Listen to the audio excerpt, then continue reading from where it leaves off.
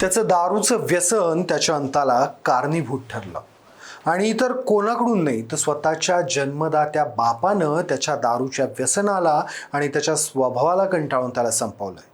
काय झालं सांगतो, त्याआधी कट टू कटला फॉलो करायला विसरू नका. ही घटना कोल्हापुरातील आहे. कोल्हापुरातील 21 वर्षीय जुनेद गफूर पठाण हा भंगारच्या दुकानात काम करत होता, तर त्याचे वडील गफूर पठाण यांचं चिकन विक्रीचं दुकान होतं. जुनेदला दारूचं व्यसन होतं. या दारूच्या व्यसनाला गफूर पठाणसह इतर कुटुंबीय देखील कंटाळले होते. जुनेद दारू पिऊन घरी यायचा, घरच्यांशी भांडायचा, त्यांना मारहाण देखील करायचा. अशातच 20 एप्रिलला कोल्हापुरातील शिवजयंतीच्या मिरवणुकीत जुनेद दारू पिऊन त्या नशेत नाचत असल्याची माहिती गफूर यांना मिळाली. गफूर यांनी मिरवणुकीत जाऊन जुनेदला घरी ओढत आणलं. घरी आणल्यावर त्या दोघांच्यात बाचाबाची झाली. या जुनेदनं बापाच्याच कानाखाली मारली.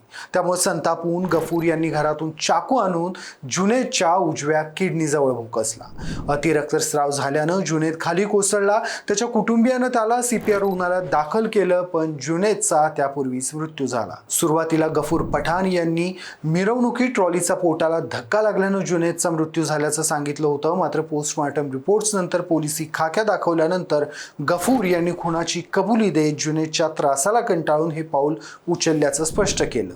या घटनेनं मुलाच्या व्यसनाची शिक्षा आता पूर्ण कुटुंबाला भोगावी लागणार असल्याची चर्चा समाज माध्यमात आणि कोल्हापुरात सुरू झाली.